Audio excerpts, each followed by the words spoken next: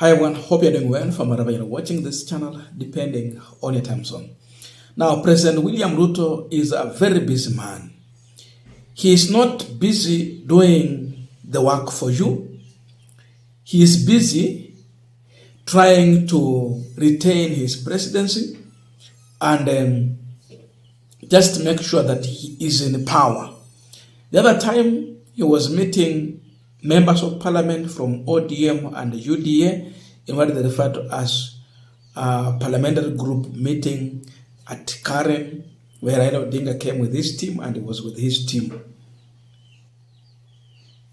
You know, you are using money to do all that.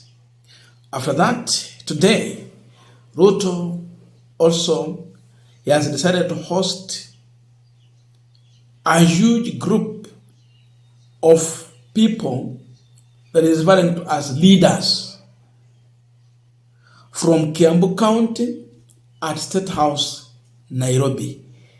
It is now very busy. He is really busy doing the work for himself. That one you should not forget. Not working for you, but working for himself. Today it is in the State House.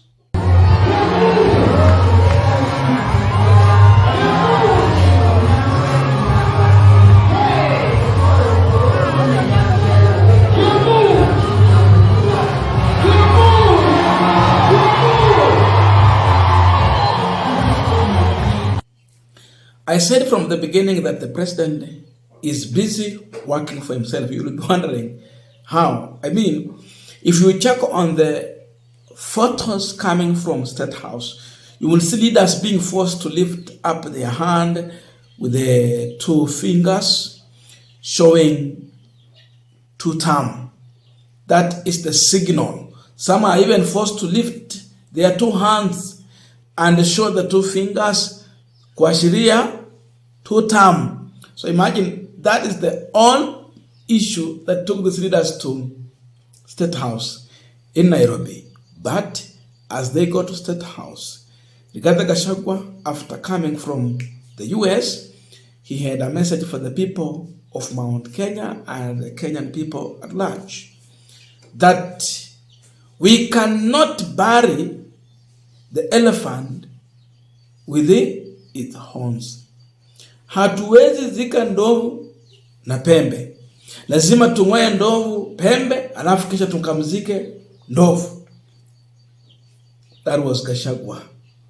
Money has been poured. And so, just take the money. But remember, at the very right time, we are going to bury this elephant. But hizo pembe ni za muhimu zing'olewe. Huyu Kasongo ataleta pesa mingi sana. Hatuwezi zika ndovu na pembe, si ndio? Pesa mkule lakini asipate kura. Tumekubaliana? Arambe. One term. Kasongo aende asiende? UDA iende isiende? Karinda aende asiende? Karinda atakuwa one term.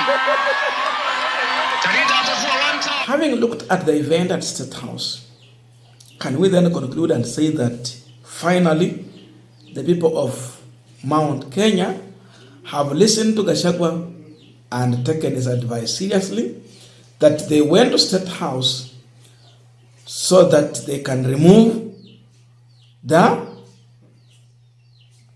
pembe ili ndovu afanye nini? Azikwe. So they have gone to remove the horns. Unaweza sema hivyo ama unaweza sema namna gani? They have gone there in their numbers and they are there. What have they gone for in the State House? At a session whereby we know Ruto is no longer popular in Mount Kenya. Wameenda kutoa ndovu pembe, kisha wakingojea siku ya kuzika ndovu. Now I want us to continue with our final discussion, but before we go deep into that, I have a quick and humble request for those who are watching the channel and you have not subscribed, please consider subscribing. To our returning subscribers, I must say thank you so much. And again, to all our viewers, please give the video a thumbs up. If I forget, I want to thank those who have sent in their support. I'm running a program here to try and raise funds so that we can help a church to equip it with the instrument in that church, so that the youth in this church can actually feel that they are in a better place. Shida ni kwamba hii serikali imetoa pesa kwa mifuko ya vijana hawana pesa. Na nilikuja kugundua wengi wa washirika wa ile kanisa ni wanafunzi tu wa college, kwa shule zikifunguka ndio huwa wako wengi hapa. Sasa ile mambo ya kuwarudisha kwa mambo ya ngoma kugonga sometime inawabo, tukisema tu kweli. But the world is changing and we have to accept as things go. So they requested and we moved a step, but we are still pushing for it. So if you're in a position to support us so that we can purchase this equipment, you can send in your contribution on 0708 34 0092. The name is Charles Inangungwa. 0708 34 0092. Thank you so much for those who have sent in and those who are planning to do so. May good God bless you as you continue to serve Him in various capacities. Back to our discussion. Now, once you see that the State House is busy, it has become a beehive of business. You will ask, why did Ruto invite the leaders from Kiambu to State House? Saizi Kimani Ichung'wah anainua mikono yote juu, amefurahia basha yake kutia. Why? This is political. Ruto is looking to maintaining his political achievement that he made. Mount Kenya supported him in a very big way. Today, they are not with him. But the issue of now maintaining perception in every politician, for him or her, what matters first is perception. In everything they do, perception comes first. So here, perception-wise, Ruto has lost in Mount Kenya.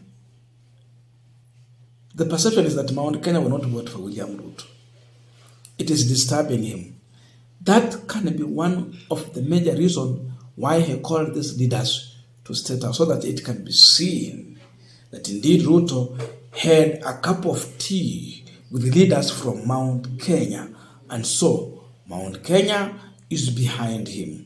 They are together, when in really saying they are not. Perception. That is one of the major reasons he called for this meeting. The Gachagua that just came from the US and has really come back to harm William Ruto with a lot of evidence, information. So how do you do it?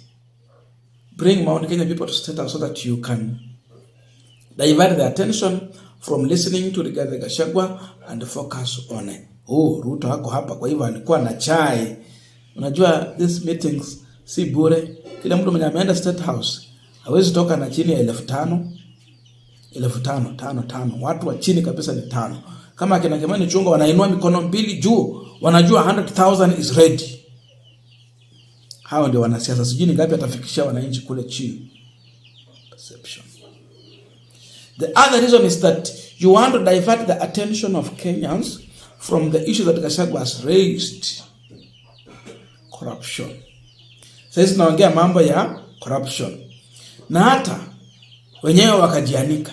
The Ministry of Health is in a big mess. You're talking about ghost hospitals and other small hospitals, clinics that do not even serve the people, but they are demanding money from SHA. It is shakahola, shambolic. You divert the attention by calling these people to the State House, and the focus is on the other things.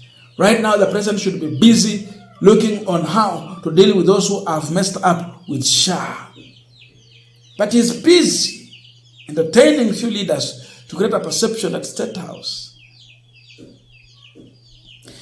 At that point, there is by-election going on in this country, and even some will be happening in Mount Kenya region. Ruto is very worried. He is in panic. How will he really manage to win some of those by-elections? Because it has been announced there is going to be a campaign. At the end of the day, we need to have a leader. When UDA lose in Mount Kenya, and yet that is where it was more popular than even Rift Valley itself. What will be explanation to the people once it loses to DCP? He's worried about that. Therefore, call these leaders to try and popularize for a specific candidate in those by-elections. Create that earlier perception, the fake relationship that you're trying to create with the people, so that they feel that, oh, tuko hapa hata viongozi wetu walikuwa kule and all that. He wants to deal with that situation. But what Ruto is not aware about is that Gachagua has already communicated to these people. No. Mwenye amekufa ama mwenye tunapanga tuue asizikwe na pembe. Pembe ni pesa. Pembe ni pesa. Kwa hivyo tung'oe pembe. Kwa hivyo hawa jamaa kama walisikiza mambo ya Gachagua, we can conclude and say that on this punchline, they literally went to State House to plug off those pembe. So before they bury the elephant, lazima wang'oe pembe. Horns. Pembe zimewapeleka State House. Kwa hivyo si kitu ingine. So we can say in conclusion that Ruto is a loser. At the end of the day, he might not convince these people to vote for him.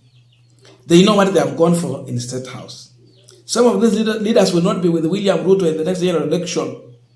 But you see, he's happy that he's winning perception. So Gachagua amemwambia msikatae pesa, muende tu pesa.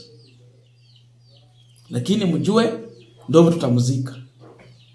I don't know your views, but please let us put in the comment section to continue with our discussion. Thank you so much, and I'll see you in our next video.